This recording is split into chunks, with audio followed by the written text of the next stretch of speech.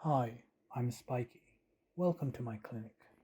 Now, who are you and what do you do for a living? So my name is Ivana. I'm 25 years old. I'm a graphic designer for a living, and in my free time, I spend my time working with young people, volunteering, drawing, and that's all. What makes you a professional dreamer and what do you like about it? Okay, so what makes me a professional dreamer? Well, probably the thing that I, at some point, thought that something that I had in mind will bring happiness and joy to the community.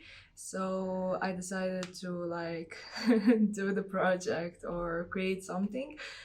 For example, when I was in a college, we had a project where we made a park for students so they can hang out, do their projects over there, to make a small community where they can mingle, hang out, create stuff. So basically, the thing that something will bring happiness and joy to the community and inspire others to go like not in the same direction, but to inspire them to so they can like create and actually do their own dreams.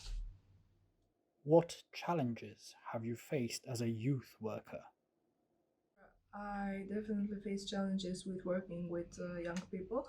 Most of the times, people come to the project or to something that you are doing really like all hyped up, and at some point, that hype just falls down, and you need to find a way to keep them like invested in the project because they came for some reason, and maybe that reason changed during the time, but you still need to work with them and bring them happiness and joy in the project that they are working on with you. So most of the times when we face some kind of the challenges or obstacles, we need to like sit together, talk, and find a way to overcome the thing that's blocking our progress for the future. So most of the times, it's the thing that we sometimes don't see the obstacle that we are facing, but at some point when you see that something is not working out, you need to sit together and talk and find a way to overcome the obstacle that's there. What does burnout mean for you? Give some examples. So burnout for me means that I'm overworked. Most of the times, I'm just like, oh my god, I need therapy. And my way of coping with that is just like lay down in bed, don't get up for a few days. And most of the times, that's not like how am I supposed to do it. Burnout for me means that at some point I didn't see the problem that was going on around there, and I was pushing myself and pushing and pushing till my limits. And at some point, I wanted to quit or just to give up on the things that I was doing at the moment. And yeah, that's burnout for me. If burnout was a dragon, how would you describe it? Well, thank you for that question, Spikey. I have a perfect illustration for that. It was illustration of a box that's really spiky. I will show it to you.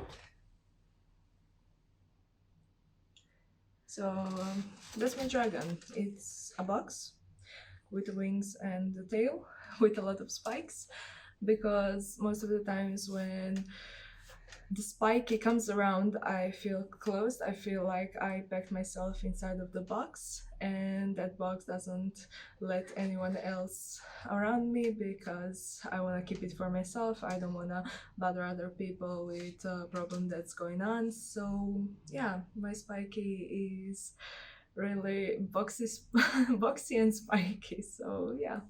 Okay. Oops. Sorry. How did burnout impact your life and how did you deal with it? Well, at some point, I saw that sometimes some projects are not worth pushing. So sometimes I decided to, okay, some things are not meant to be. So sometimes we just like left things the way they are, but sometimes I realized that I need therapy. So I seek for a professional help with people who work with young people that are overwhelmed with things, that are feeling burnout but don't realize that. So sometimes when you don't know what to do with yourself, when you feel burnout but you're not sure if it is, maybe the best thing is to seek a professional help. For me personally, it works. For some people, maybe it won't, but I don't know. I will definitely suggest to consult yourself with someone who knows maybe better what's going on with our emotions and the things that are going on around our heads. So, yeah. What did you learn from your experience? Well, from my experience, if you mean with working with young people, is that it's really amazing thing. Young people are really all about their energy and emotions and everything that's going around. But and that brings me joy and happiness with while I'm working with them. But also, I learned that sometimes hype and happiness from others can impact my own feelings in the way that I do not realize that maybe I'm not the happiest person at that moment, that I'm close to the burnout. So maybe at least for me, that will be like a lesson to still try to see how do I feel at some points, because if you are burned out and if you do not realize that at the right time, that can lead other people with you also to feel burnout, and also that can like lead to, I don't know, devastating consequences for the group of people. So yeah, I definitely learned that I need to pay attention more to way how I feel, and also how do other people feel in my group. Because if I'm leading some kind of a project and I have a group of young people that are volunteering with me, and I see that someone is not like I don't know, working the way it was working at the start of the project, I definitely need to reconsider some decisions that we are making, and also talk with that person if there is any way that we can improve our approach to the project, or is there something that they are not happy with, and how do we can change that.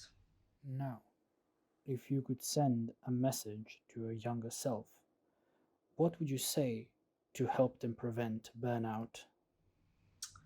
Well, I will definitely say that sometimes some things are not meant to be, and that's fine, that's okay. And sometimes when we do not feel like doing something, we don't have to push ourselves to do that just because it's there and someone needs to do it. Sometimes we just need to be okay. If I don't feel like it, and if I don't feel I can do it, and it's not gonna have like good consequences for me, also that's not gonna have a good consequences for people that are involved in the thing that we are doing. So I will definitely say, okay, sometimes take your time, breathe, and decide if that's the best thing that you can do. So yeah.